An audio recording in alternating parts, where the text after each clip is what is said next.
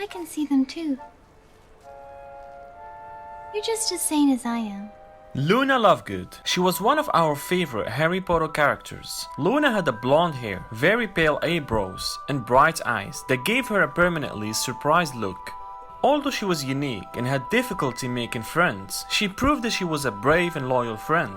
So in today's video, I'll be explaining Luna's entire life and why she was one of the coolest characters.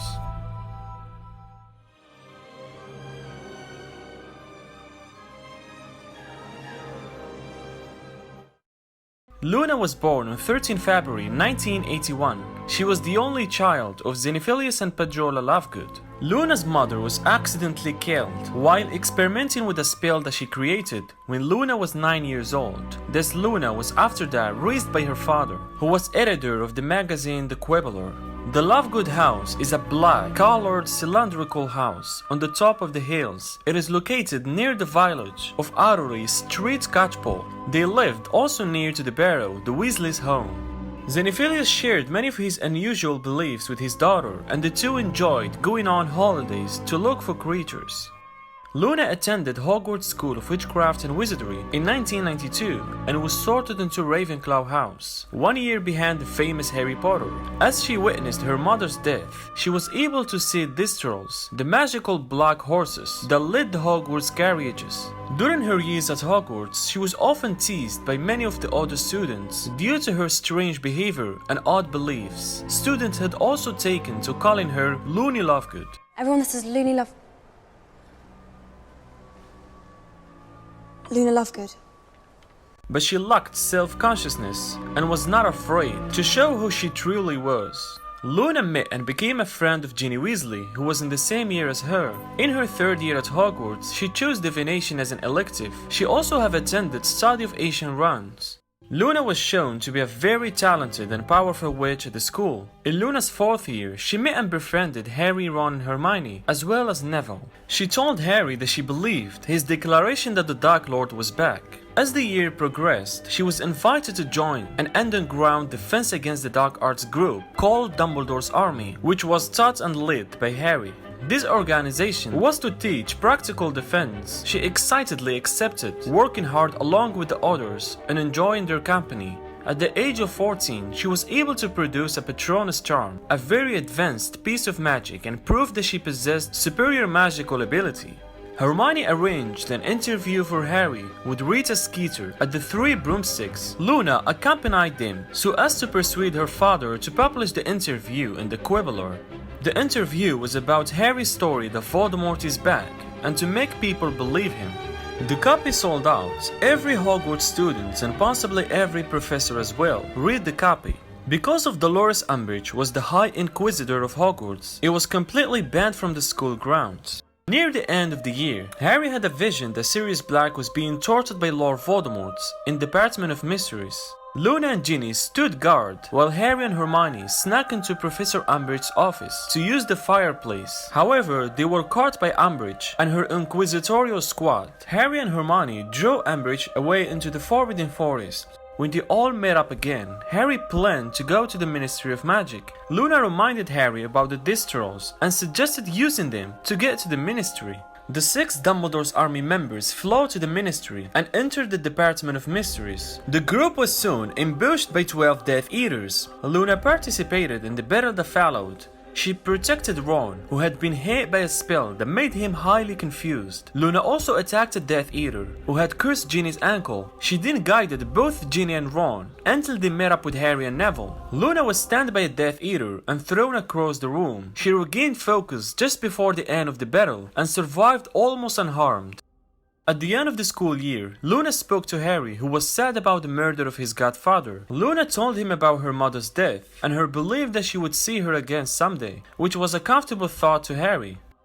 That summer, Luna and her father went to Sweden, using the money the Daily Prophet paid them for the Quibbler's interview with Harry. This year was Luna's OWL year. On her way to Hogwarts in the Hogwarts Express, Luna shared a compartment with Harry and she was accompanied by Neville. After briefly discussing, Luna was very disappointed to find out that the Dumbledore's army wouldn't continue that year. Harry was asked by a group of people if he wanted to join him in another compartment, but Harry refused. People expect you to have cooler friends than us. Harry replied that she and Neville among his closest and most trustworthy friends. You are cool. None of them was at the ministry. They didn't fight with me. Days later, Harry asked Luna if she would like to go to Professor Slughorn's Christmas party with him, just as friends, and Luna excitedly accepted his invitation. Nobody's ever asked me to a party before, as a friend. Is that why you dyed your eyebrow? For the party? Should I do mine too?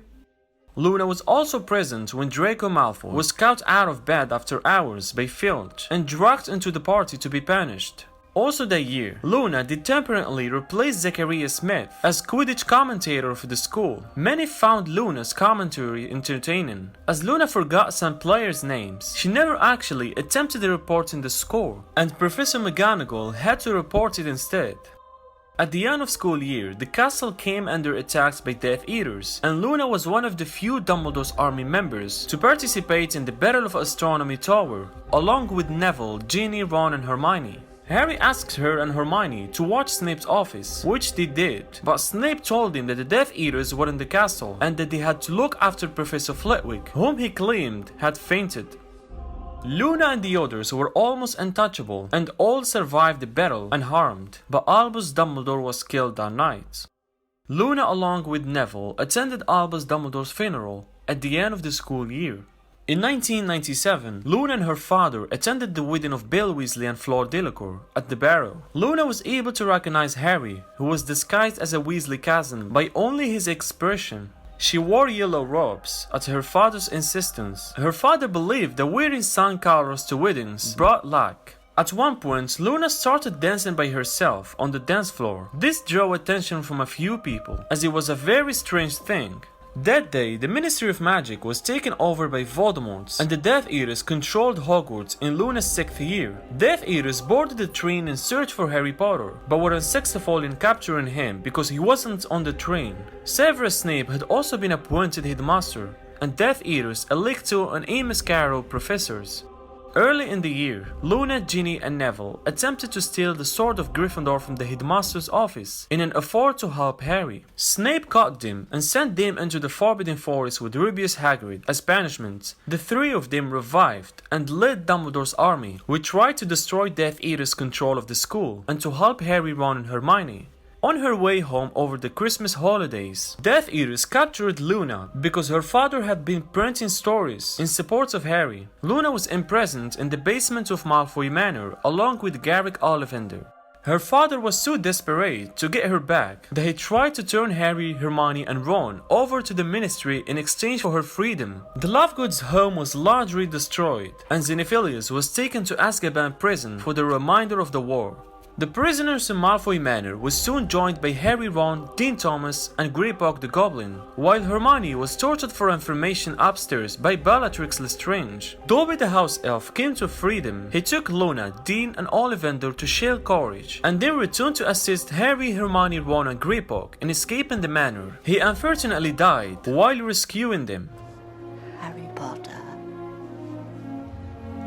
Luna stayed at the college for some time, and when Dobby was buried, she closed the house elf's eyes and thanked him for rescuing her. Thank you so much, Dobby, for rescuing me from the cellar. It's so unfair that you had to die, when you were so good and brave. I'll always remember what you did for us. I hope you're happy now. During her stay, she practiced using a new wand that Ollivander had made for her. She also seemed to have started a friendship with Dean, as the two spent some time together. Luna returned to Hogwarts in May. When Neville told her about the trio's return to Hogwarts, all of Dumbledore's army was gathered and prepared to fight. When Harry asked the Ravenclaws if they were familiar with an item that had once belonged to their house founder, Luna mentioned the last item. She took Harry to the Ravenclaw common room, answering the riddle in order to gain interest, and tried to help him find what he wants. Luna joined the battle rather than evacuating with the younger students. She stood side by side with fellow Dumbledore's army members and helped hold back the Death Eaters. She also helped Harry drive off a group of Dementors that attacked them by casting their Patronuses. After the battle resumed, Luna was present when Voldemort reported Harry's supposed death, and Minerva bravely stood up to Voldemort. Near the end of the battle, she fought against Bellatrix Lestrange, alongside Hermione and Ginny. Luna witnessed Harry Potter's final defeat of Lord Voldemort, and was among the first to congratulate him. Later on, she created a diversion so that Harry could slip away from the victory celebrations with Ron and Hermione, and have a little break. After leaving school, Luna became a famous wizarding naturalist, traveling the world in search of strange creatures. She discovered and classified many species that had never been encountered before. Luna married fellow naturalist Rolf Scamander, grandson of Fantastic Beasts and Where to Find Him author Newt Scamander, where he and Luna had twin sons, Lorcan and Lysander Scamander. Luna and Rolf attended the 2014 Quidditch World Cup, along with the rest of her friends in Dumbledore's army, where Luna and Rolf were seen holding hands.